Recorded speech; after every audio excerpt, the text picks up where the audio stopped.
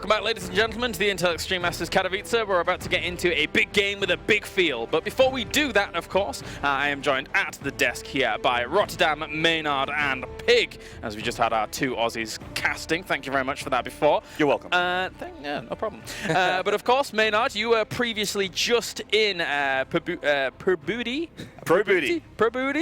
I can't say it. Versus Gumiho, game number 1. Can you give us a little bit of a recap of what happened? It was on Newkirk Precinct. Gumiho went for a pretty standard opening there, like the Widowmine drop build into Siege Tank sort of tech. And the Widowmine actually did get a bit of worker damage done, and Probooty kind of floundered a little bit to clean it all up, and he did. Then he went for the Ro8 style, as we mentioned, the charge lot Archon sort of PVT style. But unfortunately, Gumiho, well, unfortunately for Probooty, Gumiho hit before his gateways could get up, and didn't have the production to hold the Siege Tank push. And that was all she wrote for game 1. I'm trying to get into game 2 right now. Thank you very much. Awesome stuff. We are going to have more games coming at you throughout the day here, as we're getting into plenty of those. For now, though, we're going to get things kicked off with Losira going up against jjakji. A very good match indeed. We've already seen Losira play a pretty swift series before. But what can you guys tell me about jjakji, a long-lost GSL champion? He's actually been looking really good in recent times. I do feel like 2016 jjakji powered up, found himself putting in some... But especially in the last few months, I mean, he runs into these like top tier players like Dark or Innovation, and he doesn't quite have what it takes to take down those very tip-top guys just yet. But against someone like Losira, I think jjakji definitely can make it happen. He's a guy with a lot of experience. I do feel like he definitely had a big lull in, say, 2015, where he maybe wasn't practicing quite as hard, maybe wasn't quite as focused, but I feel like he's got that passion back. So I think he's going to put on quite the show here, and I think he might actually be favored against Losira. I think a lot of people expected jjakji when he did move to foreign soil, when he kind of got like 5 second through 4th places when he was playing a lot of international tournaments. People expected him to claim a championship on international soil, but he never really did. What was he missing during all of that? What do you think? I don't know. From time to time, there were times that Terran had a hard time in the foreign scene as well. Terran hasn't always been as strong as it currently is, or at least was still a couple of weeks ago, and I'm pretty sure it's still pretty damn strong. But it's weird. I kind of expected him to pick up 1 or 2 additional championships over the years as well.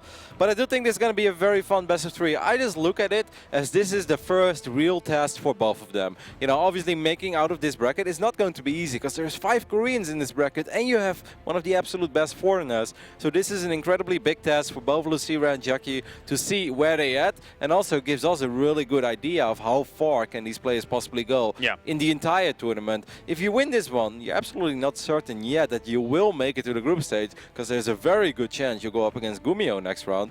So I don't know, I just see this as a real test, like the first real chance for us to see how good are Losira and jjakji today. Yeah, there's some super standout Terrans and Zergs in this tournament. We've already alluded to those at the very beginning of the show. Pig, I want to ask you about how Losira can kind of cope with the Terran menace that is going to be going up against him here, because not only is there a jjakji here, but as Rotterdam said, you know, there's a lot of very powerful Terrans. Absolutely, and a lot of these Korean Zerg players have been very vocal about struggling in this matchup.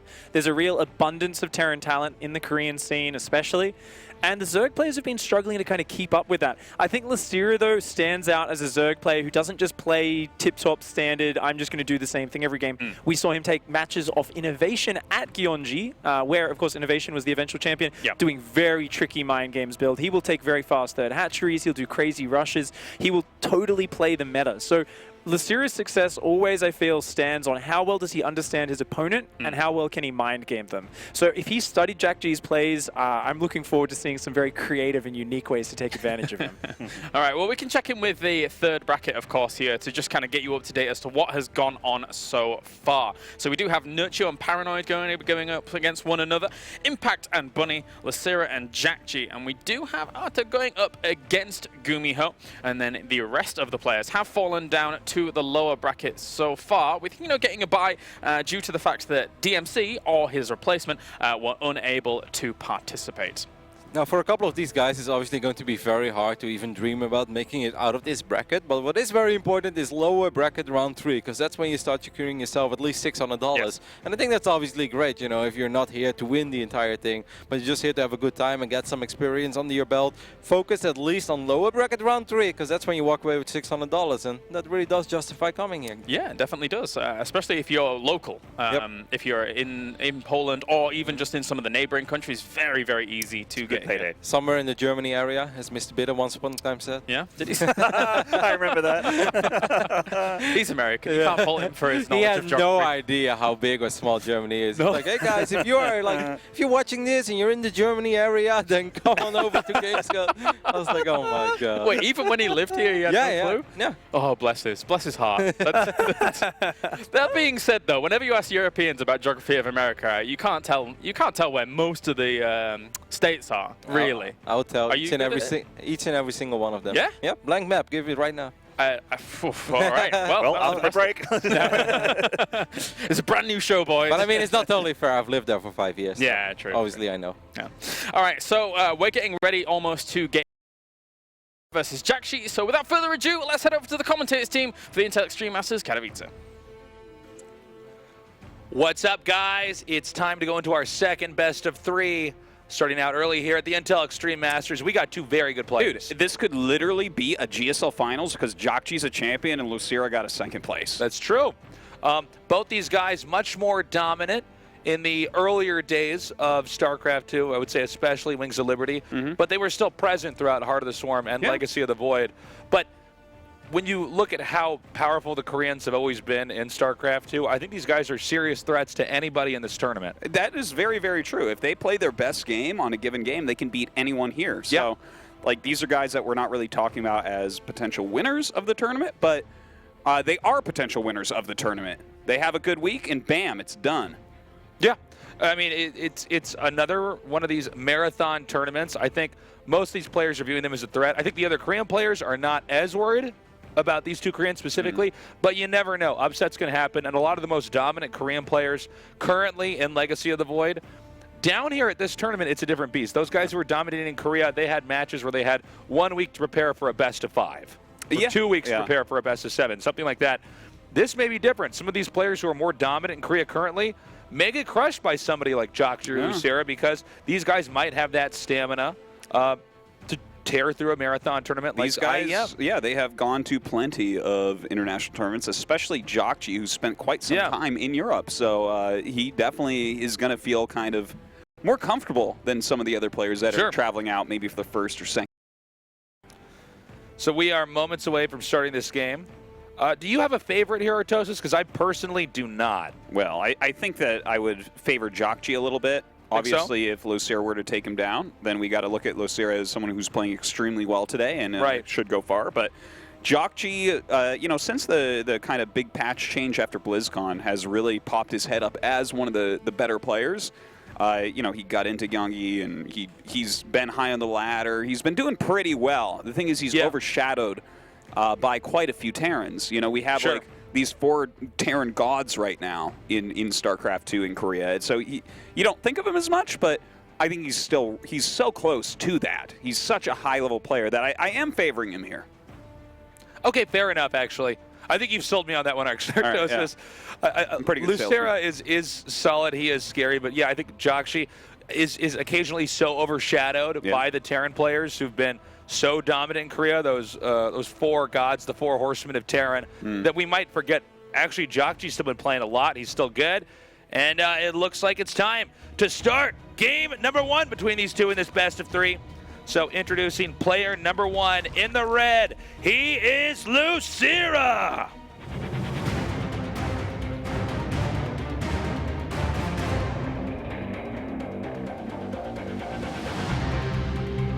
And his opponent in the bottom right in the blue. He is jjakji.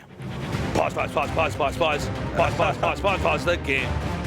Lose the hype. Dun, dun, dun, dun. Now we gotta talk about something. Yeah. Well, maybe a hotkey issue, maybe sound issue. Who knows? We'll figure that out pretty quickly here. But yeah, here we are paused. God, I love it when they pause Arctosis. Oh, it's the best. So we will Especially have after that epic music. So we'll figure out what the problem is, and then we'll try to jump back into this game. Obviously, we do want these. Oh, it's okay. All right, it's all fixed already. Well, that was wow. They even cut off our fill time there. Oh my gosh. So this map is already made for a lot of pretty fun and interesting games. Between these two players, I'm not really sure what to expect. I think there's maybe a little bit of a higher chance that jjakji tries to do some kind of weird timing. I'm sorry, not jjakji. Losira does some kind of a weird timing here against jjakji.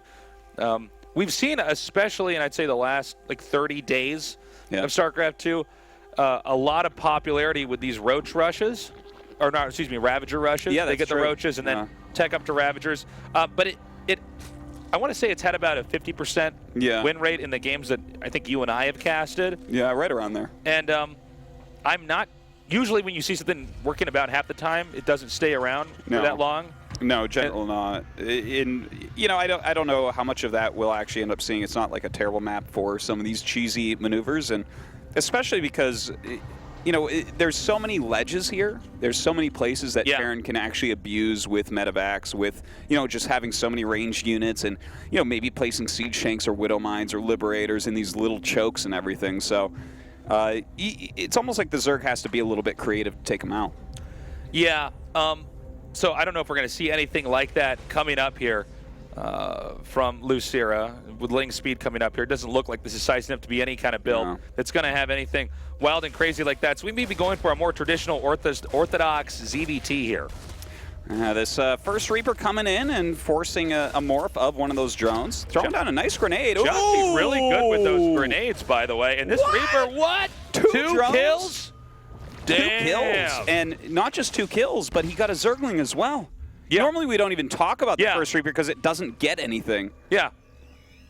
Normally when you see that Reaper come up there, it's the dance we've seen 1,000 times before where there are no kills. So actually, right off the bat, a lot of momentum here for jjakji, I got to say. Seeing a moment like that in a game like this is usually a tell that Zerg may not be in the best condition. Yeah, I don't know. That was definitely off for sure. Hopefully, Losira kind of cleans things up from here on out, but you are not supposed to be losing 2 drones that first Reaper. That's like, jjakji must be feeling amazing right now.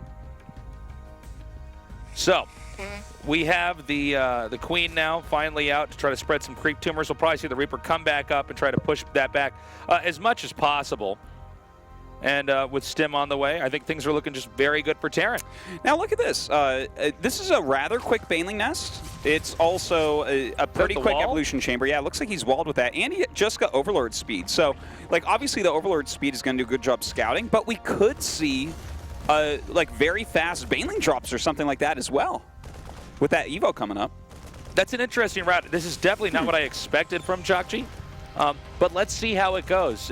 Obviously, if jjakji is not paying attention, then those Banelings are going to destroy all of the workers, and that can definitely give Losira a leg up to try to get the momentum going and possibly win this game. A drone now sent down here towards the 3rd base. We do have armor being upgraded as well, so there may be a little bit of a calm before the storm for when these two players start attacking each other. Yeah, especially with such a quick 3rd command center coming out of jjakji. I'm not really expecting him to move out too much. He does have those Hellions, though, so it has a little bit of map presence and definitely the type of units that are going to help him if an all-in occurs. Now, there is a drop Overlord being morphed right now. So, yeah, it is going to be very fast Baneling drops, which is not super common right now in the meta. So this definitely could catch him off guard. This is, I think, a pretty smart strategy the more that I look at it. However, it does appear that jjakji is at least aware this could be a possible threat. He does have Marines on the edge there. This main is not super easy to just sneak into. The minerals have a lot of land that Terran can cover. If they're choosing to spot this ahead of time. So the Overlord comes in, the Marines moving to the left before coming back to possibly hit that. SCV's being pulled. This is a great pull so far, but the main base, oh my god, a very good drop going down. Some of these Banelings hitting as well, but he ends up killing 8 SCVs, which is pretty nice. Yeah, I thought he was actually going to get a little bit more. We saw Lings almost decide to run in there. I don't know if he's going to go for another Baneling drop, but I don't really see why not. It's pretty tough because when you're getting hit from both of those sides, to pull those SCVs properly, a lot of times you want your Marines to try to come in there and get right in front of those banelings, target them down so that no damage is done. But hitting 2 places at the exact same time is tough, man. For the Terran to defend. And I love the way that he's doing this as well. A couple Lings as well as 3 Banelings that you can just finish off so many of the red SCVs. jjakji landing this 3rd command center, seeing that this is getting geared up for once again. He's going to want to really stop both these drops dead in their tracks. Now, he should be even more prepared this time. Some of these SCVs are bruised, so just one Baneling. Oh! That was actually pretty sick, man. But he does get the Overlord anyways.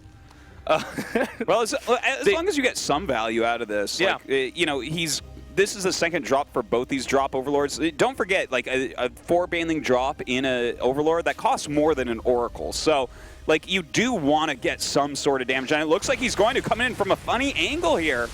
The SCV's moving up. They do go up on some of those Marines right there, but he's not really getting the kills he needs. And this does worry me a little bit. Sure, he did damage. If it wasn't SCVs, it was Marines that were there to defend the SCVs.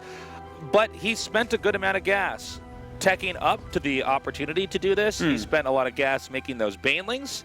And when Zerg focuses that much on this, and Terran still manages to basically keep a functional economy, the inevitable push coming from Terran can be a huge problem for the Zerg.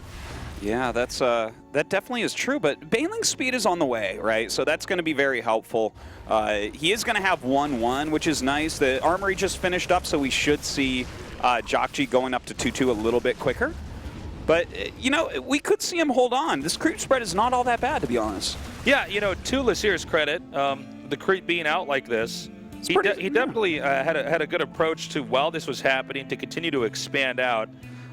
Looks like, as for his workers, he's actually already up to 76. So he's getting to that point where he's going to have that Zerg machine that can just create such a large army. It could become problematic for jjakji.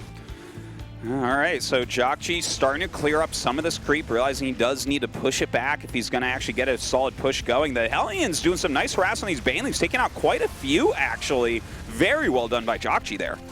Lings now coming down, hitting all of these SCVs. The drops continue to do more damage to jjakji. jjakji appeared to be a little bit too focused on pushing back the creep while he's losing 23 workers over here at his natural expansion. That is really substantial, especially considering Losira right now on 81 workers. That is fantastic. He's on 4 bases. His creep spread is still all right, and even his spire is finished up. So a lot of good play coming out of Losira after a shaky start against that Reaper.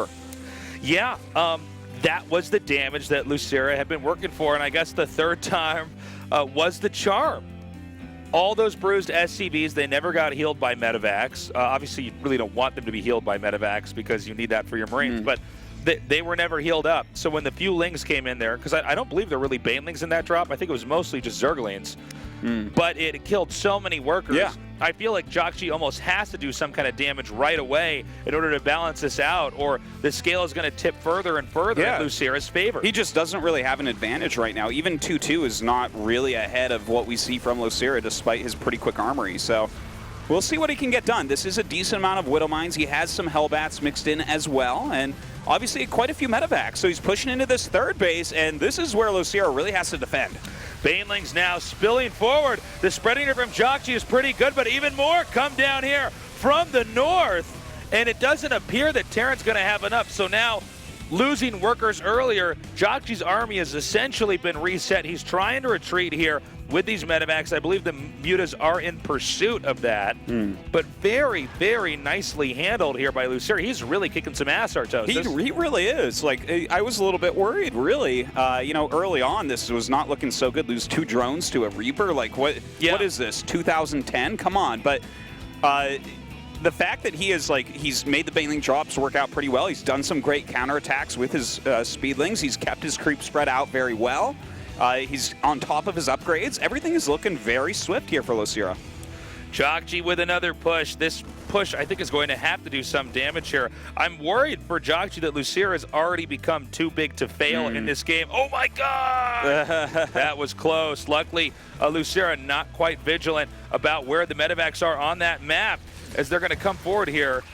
Pretty solid Widow Mine hit right there, trying to chase down this medevac that he missed before, but won't quite be able to get it. And these Lings are getting a little bit surrounded. Doesn't look like he's going to be able to get out alive with everything.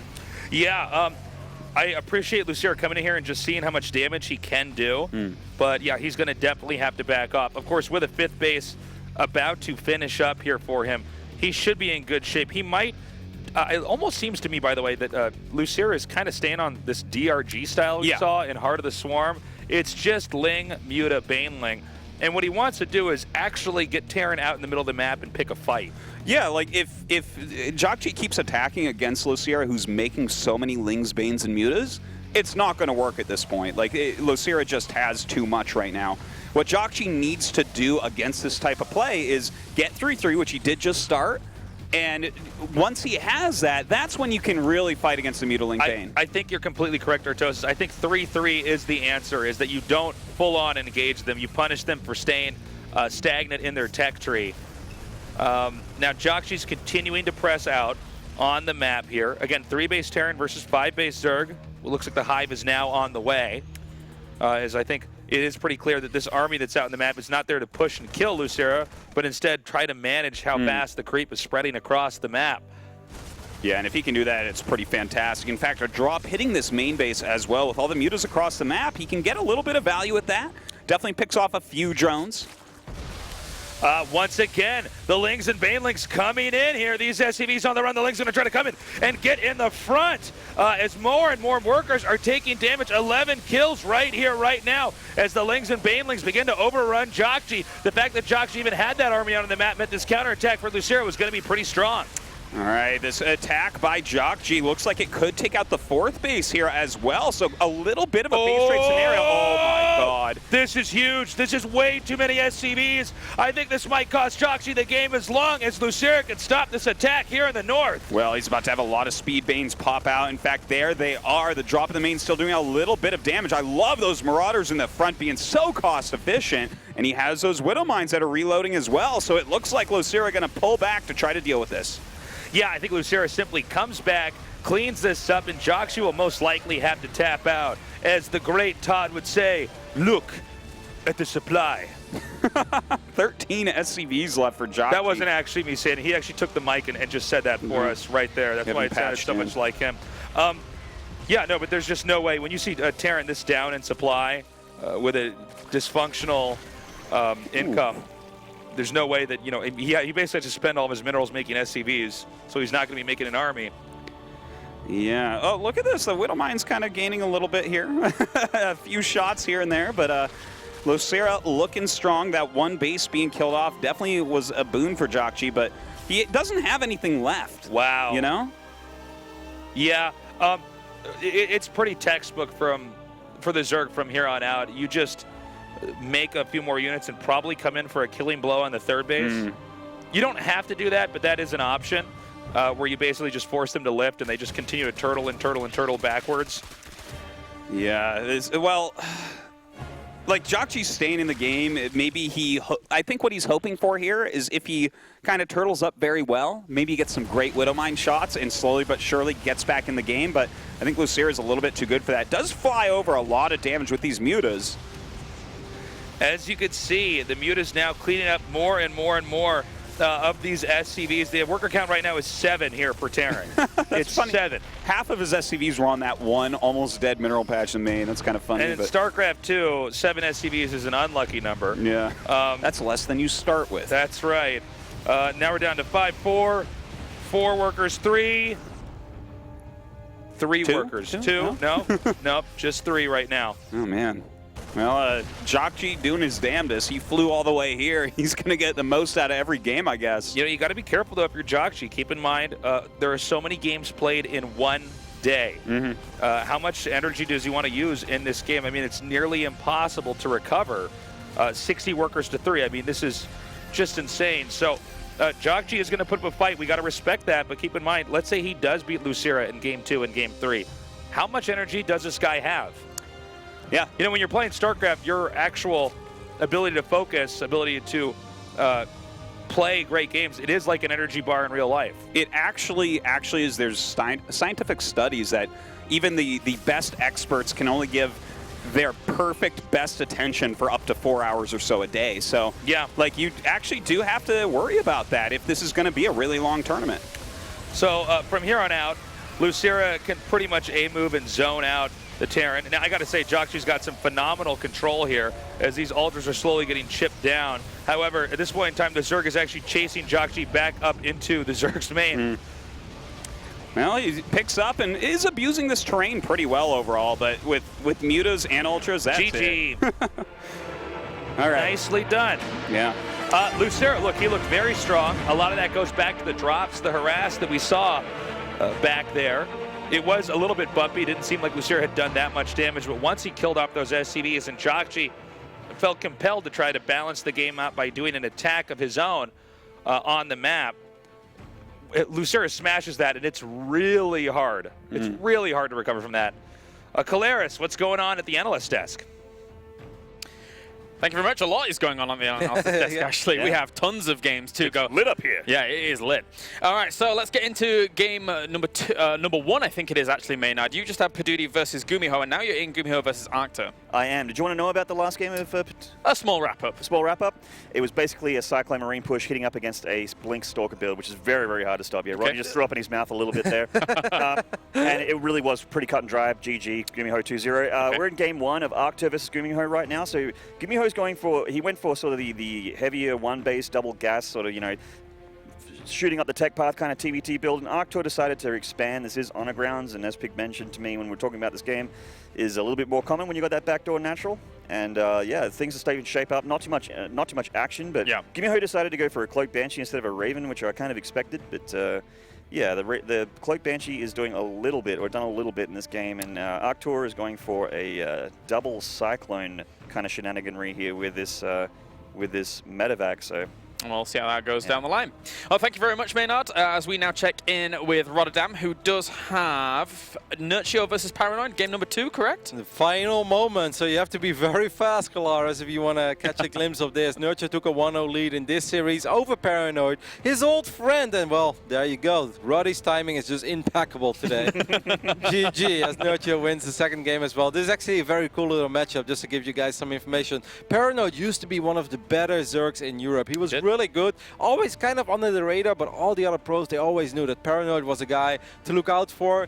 Never really lived up to the promise of truly becoming one of Europe's best, but he was a teammate of Nurtio for a while. I've known him for a long time, but only online, and this morning I finally met him. He's like, hey, you only know me, but I'm Paranoid. I was like, oh, that's awesome, man. How are you doing? He's like, well, really bad. I just got married. And I was like, what? Oh. But he was bantering. He's like, nah, I don't have that much time to play. But so this was a very fun little matchup for me, but in both games, Nurtio just on minor moments, you know, picking off a hatchery, holding on against a strong push. He was just a little too good for his old friend. That's what we come to expect from Nurtio. Now moving on over to Pig, who currently has Impact versus Bunny, I believe. Is it game 1 or game 2? We're in game number 2, and it is actually a crazy game. We're coming in right after there was just a 3-minute period of roaches dropping in 3 bases at once while Hellions and Banshees tried to shut them down. There's been this just absolutely mad back and forth.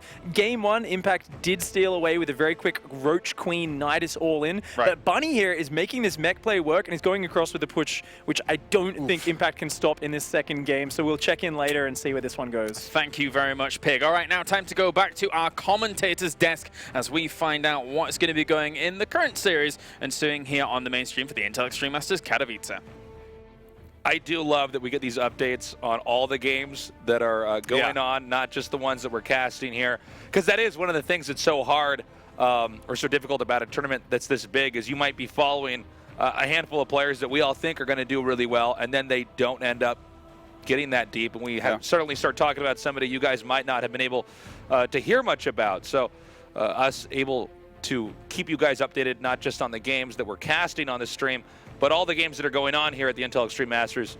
I'm loving this. Yeah, this is probably the coolest change that we've had to these tournaments in a very, I think it's one of the best new additions. Yeah, and I think it's just, you know, overall just a really good solution for how to keep everybody filled in while you're still just watching one stream. Yeah, kind of keep those storylines going. But look, right now we have Losira really wrecking jjakji there, which is kind of surprising. You know, I think that was well, I guess I'll talk about that in a moment. Silence Artosis, it's time to intro the players.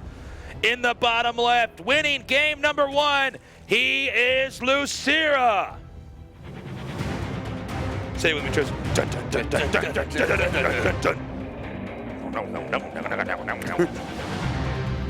And in the bottom right, in the blue, he is jjakji.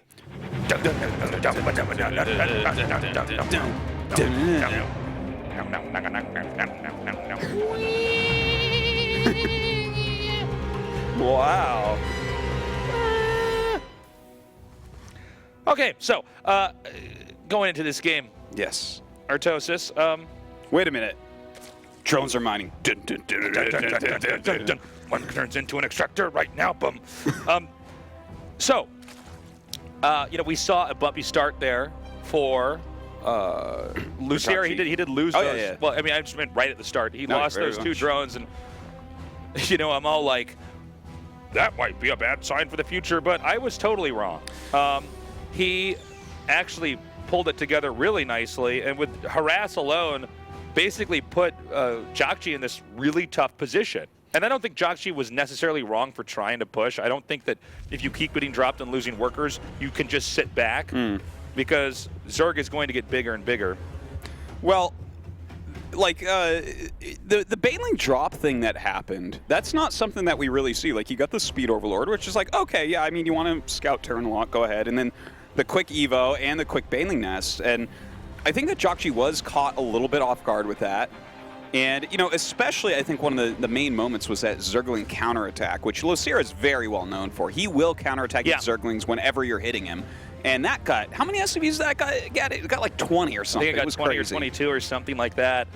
No, it was really nicely done.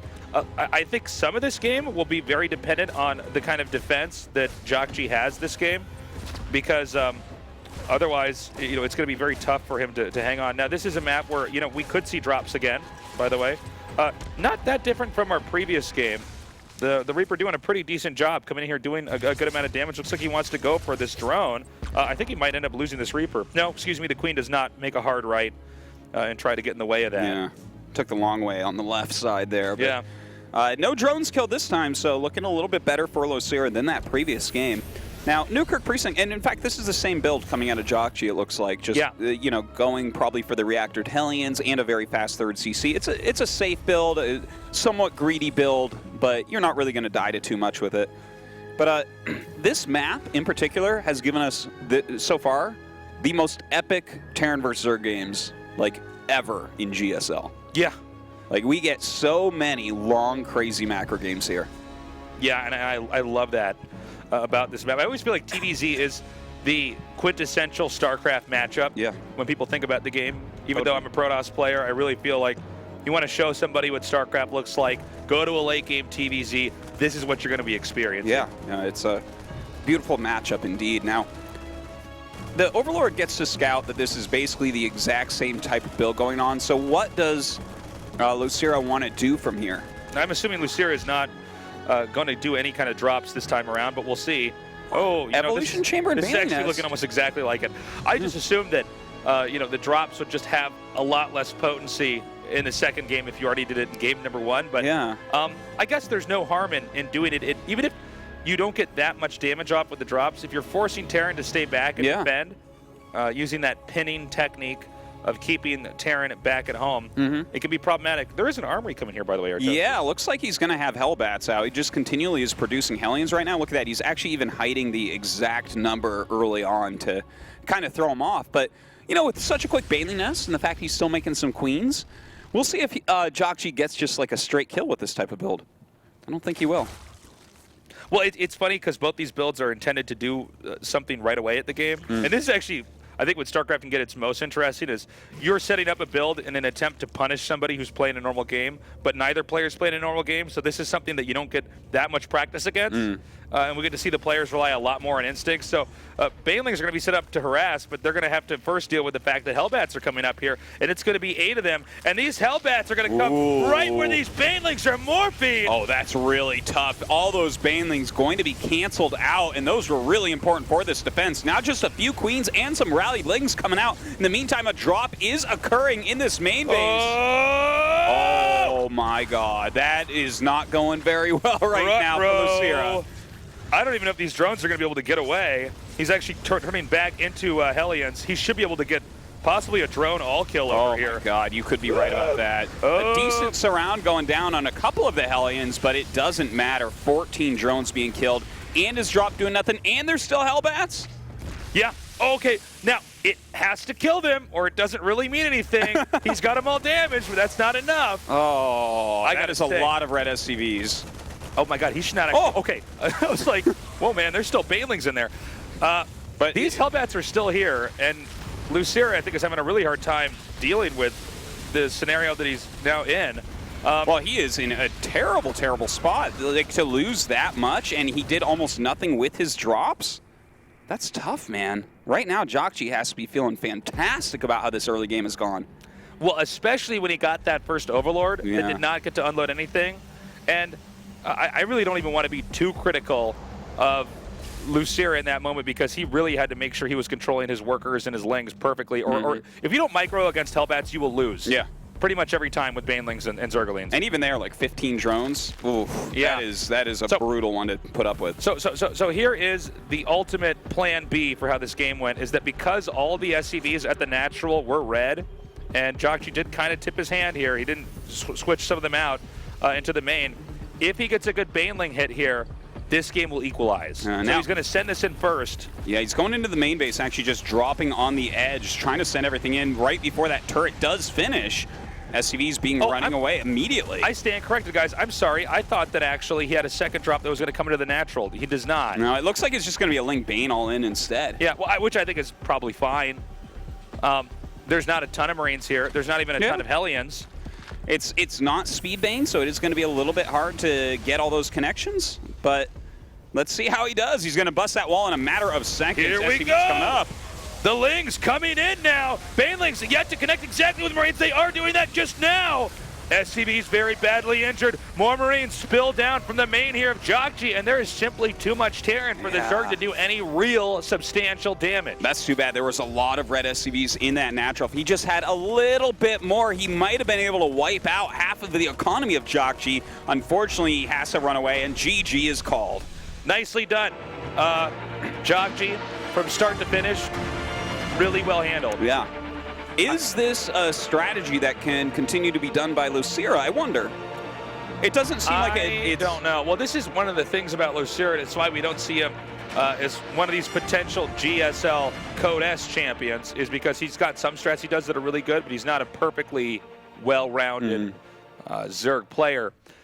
Kalaris, let's go to the analyst desk, guys. I'm really curious to see what's happened in some of these other games. Thank you very much, gents. Indeed, we do have one game going on right now here on the analysis desk. It is still Gumiho going up against Arcta, and I believe Maynard does have some updates with that, right? I do. Arcta has been, this is on Belcher Vestige, by the way. Gumiho took map 1 on Honor Grounds, so went his way with these, pretty much his first push, won the game. His Banshees did a lot of damage, but in game 2, he plays the expansion versus Gumiho. They went a bit more economy focused, and in this series so far, Gumiho's been playing the meta a little bit more than Arcta, who's been going, he was one-basing for quite a while there, which isn't, super uncommon in TVT, but Gumiho's really very confident here to just make the stock standard vanilla Marine and Siege Tank Raven Viking. He's pretty much poised here to go for an attack on the natural, but yeah, I don't see this game ending anytime soon. This is, it is TVT, and so, he's just going for a bit of a poke here with his Raven and his Vikings. He's got a lot of air control, which is a nice little advantage here for Gumiho in the early game. All right, well, thank you very much, Maynard, of course. We still obviously have the Losira versus jjakji match going on currently with that Nuco Precinct game just concluding. What do you make of what we just saw there? Was it something about the fact that dealing with those Hellbats when they were getting such into a great position makes it very, very hard for a Zerg? Isn't the creep spread supposed to be able to deny that for a little bit with the potential vision and then controlling the edge of that? Well, Losira is a guy who likes to try and go for a little bit more than maybe he always safely can get away with in a situation, and going for the Baneling drops and that sort of stuff, and kind of looking for damage. He just wasn't quite as prepared as he needed to be. You really do need a very nice queen count to kind of beef up against that, or a very good amount of Zerglings and Banelings. He didn't quite have what he needed. So got a little bit out of control there, and jjakji just took the better end of that trade. All right, well, I think we're ready to go back, actually, into game number 3. So thank you very much, gentlemen, and we'll check in with you in just a moment's time. But for now, let's go back to game number 3 to find out who's going to be moving on to the semi-finals in the winners bracket between Losira and jjakji. All right, thanks so much, guys. game number 3 coming up. Both of the first 2 games a little bit one-sided, I have to say. Well, let's see what happens here in game number 3. A lot of this has been decided in the first few minutes, what builder they do, and then you know, how that is executed. I think this is anybody's game, to be honest. Will Losira do more drops with Banelings? I don't think it's a good idea, Artosis. I really wonder, because the way that he opened up right there, first game I'm like, oh, maybe he wants to do something a little bit crazy. You know, the Reaper did some damage, but maybe this is just his build in the matchup right now. In the bottom right, in the red, our Zerg player, he is Losira.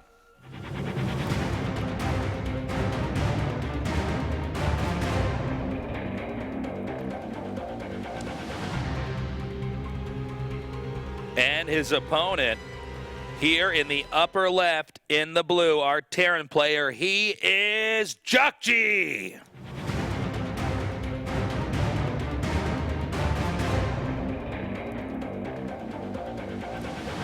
Belshire Vestige, our map. Definitely a map where taking that 4th base can be a little bit difficult for Zerg. You have to go towards Terran. There's a lot of ways that they can kind of march towards you, down hills to attack that 4th base as well.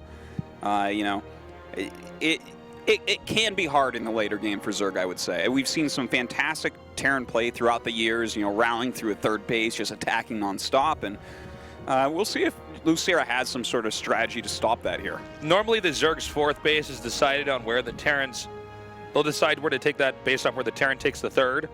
If in this case, if Terran takes the 3rd at the upper right, Zerg will probably take the 4th at the bottom, or excuse me, further away, possibly. But if Terran, and this is more common with Terrans, if Terran takes the base just below his main here, what you'll see is that Zerg is going to try to continue to take the 4th base just on the cross spot over there and not expand close to that. So very reactionary expoing. Yeah, and well, let's see what this Reaper can do. I don't think it'll be killing any drones or anything, but I guess the point that we're waiting for is, will this be that same type of opener quick 3rd CC from jjakji, which he had some flexibility after that, you know, going Hellbats in that 2nd game, but especially from Losira, do you go for Baneling drops? Well, I feel like if Losira goes for Baneling drops again, I almost would say he probably shouldn't deserve to move on. This just doesn't seem like a way that you win a best of 3. Now, if he did 3 games that were all very standard macro games, I guess that's more okay, because, you know, when you go for macro games, it's a lot more about mechanics and just having a lot of experience versus surprise. And I just can't imagine that jjakji's going to get worse and worse and worse against drops as the game goes on. Yeah, right. Like, he should have it on his radar. So the Overlord speed is coming out. So far the build is the same as we've been seeing out of Losira. Whereas jjakji is going down a slightly different road here. He's gotten that 2nd gas. He hasn't started a 3rd command center yet. And is, of course, going into a starport. So maybe some Hellion Banshee. Not too bad for the map, really. Man, Funka is the greatest. Yeah, look at that. That was amazing when he caught that. Doesn't want that mule to be holding minerals when it dies. That's right. You got to send it off to die alone. That's right. It's a sad way to be a mule, man. Yeah. Looks like the Reaper is being driven back just a little bit here. We're still waiting. It does look like he's going to be able to scout in here with an Overlord. Yeah, no doubt. Cloak on the way. A Viking as well to push back Overlords. And, of course, that would be very good against drop play also. We'll see if that Evo comes up. And Evo is being started. That doesn't necessarily mean drops. We'll see if the quick Baneling Nest occurs as well.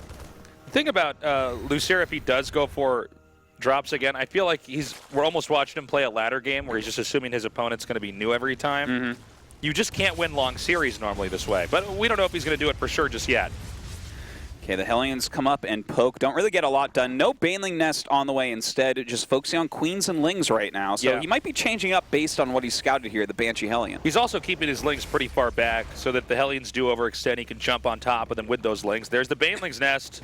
Yeah, but he's getting a very quick layer with this as well. So good call. I wonder where he's going with that. Like, it could be a quick Spire. That wouldn't be like a terrible play. You know, obviously you can chase down Banshees and defend against Hellions reasonably well. I really like what Pig said at the analysis desk, that Losira always seems to be a guy who's a little bit greedy with whatever he's doing. maybe makes a little bit too much of whatever he's going to get, but that can definitely throw some players off, you know? Yeah. They might not be prepared for you way over making in a certain area or even over droning at some points in time. Yeah. I feel like Losira never plays a middle of the road game. You're pretty right about that, I would say, for sure. Like, he goes either really greedy or really aggressive, something fancy. But, and especially this game, like, look, he's up against Hellion Banshee. He doesn't have creep spread to that third base, and he's getting a lair very quickly. So, like, will he even be able to hold on to this while doing what he's trying, which is, again, drops? Okay, the Hellions are now edging forward. One queen is transfused, but that is not deterring the Terran. The Banelings, once again, are in range of possibly being shot, but the Hellions decide to back up. A wiser decision to take out Creep than to over-assert the presence that he could end up having here. We don't see anything to detect here, so there's really nothing that you can do about these queens being hit but burn through all your transfuses. Yeah, this really hurts right now. Oh my god, and he lost the Banelings there too. This is like such a weird, greedy play by Losira. Like, he's trying to go drops a third base in a quick lair against Hellion Banshee, and Hellion Banshee is like, one of its strengths is harassing that third base. Like, these queens don't have the mobility. He's not doing a very good job of defending right now. Okay, the Banelings are coming in. It's drop play again. The SCVs have been pulled. I don't believe they should be able to catch up. Marines now coming in here. SCVs have to continue to be clicked over there to those minerals. 4 workers, 5, 6. Oh, I'm sorry. There's a second drop over here. I was wondering what was dying. Hey. Okay, so he's now gotten up to 12. That's pretty solid, to be honest, off of a couple drops right there. Frankly, I think that's more impactful than getting that queen. I think he got 2 queens back there. Yeah. And burned off some Banelings, but... Yeah, I mean, if he does I would say so. He's only got 35 workers right now. Now, he does have 3 command centers, so he can kind of just recover from this, economically speaking. But I don't mind where Losira is really at right now. He's already getting Baneling speed, adding that second evolution chamber and Aspire. So he's kind of where he needs to be tech-wise and is droning up his third base. Drones are now being pulled over here. Continuing to just macro up. It's actually 37 workers to the 64 here for Zerg. So Zerg with a lot of muscle on the map. jjakji's pushing out here. He's got to be careful not to lose too much of anything while he's doing this. The queen does go down. The Hellions back up. Yeah, that queen taking a ton of damage, being forced back, picking off a lot of these Banelings as well with the Banshees. Very nice targeting going down. Some Stim Marines in the back as well. A Baneling does get a decent connection right there. But with these Marines and Hellions, there's not a lot left to kill them, even though they're low on health. Oh my god, and the drones have been pulled, and this could be a lot of drone kills over here. In fact, nothing to defend besides a queen and a few lings. Finally, it is taken out, but this Banshee still going ham on these drones. Yeah, he's going to be able to pick off quite a few of them on their escape out of here. 9 drones already falling. The Spire about to finish, but this Banshee has definitely been worth its weight in gold. Yeah, that was very nicely done. A lot of times you expect it's going to be the Hellions that do the finishing blows here. And in fact, transferring back over here, I don't think jjakji actually has to stop. I don't think Losira fully accepted how strong the harass was coming from his opponent here. I think finally that Banshee is either killed or forced back, but now he's got a lot of medevacs out on the map. He doesn't really care about the Hellions and Banshees anymore, and this is going to be tough for Losira. Another drop like this, I'm just worried Losira is not going to be ready. Note jjakji expanding in a more forward position because he wants to have a shorter push distance to possibly hit that third base. I don't believe that Losira can comfortably expand at this point in time. And as you can see, jjakji's not going for any major kills here. He's just dropping where the creep is, cleaning that up, taking out overlords, taking out queens. And this may be death by 1,000 cuts here for jjakji. I love this move to actually send these medevacs to this side of the map right now because he's trying to expand here that we see. This is a nice counterattack by Losira, and we mentioned this is like what he always does. But to clear up the creep over on the other side makes it so hard for Losira to take a 4th base on that high ground. So, yeah, and this is what we were talking about. The Zerg wants to take the 4th far away from the Terran's 3rd. Yeah. So he's like forcing him in this hard spot. Oh my god, some good Widowmine connections as well. Yeah, bruising those mutas. That's going to make him a lot weaker against this clump of Marines that we have over here. Another drop down here at the bottom. The hatchery at about half health. A lot of lings and a lot more drones are going to be killed off. Wow, jjakji really cleaning up all of his play here. Targeting down Mutalisk as well. Going to have to eventually get out of here. But that travel distance on land is so far, he's going to be able to save everything and kill more mutas. I think we saw a Widowmine, by the way. Oh, man, this is too many mutas being gunned down. The medevacs are just healing his Marines too well. And did he get the Widowmine? I'm not sure if he did, but like, this I is think this so game's much over. damage. I think you're right. Yeah, I think this game has snowballed, and it looks like jjakji should be winning this game. Game number 3, GG, nicely done. Wow. I think that this whole series is really a story about why you need to be adapting as a player in the StarCraft II Best of 3. I think that Losira was trying too many of the same old tricks, and jjakji really did have a variance in how he was approaching each game. And especially at the end there, really scary harass. He just slowly rolled over Losira. It feels like he was really stretching himself a little bit too thin in that game as well. Like trying to go against Hellion Banshee for drops, as well as a third base, as well as a fast layer.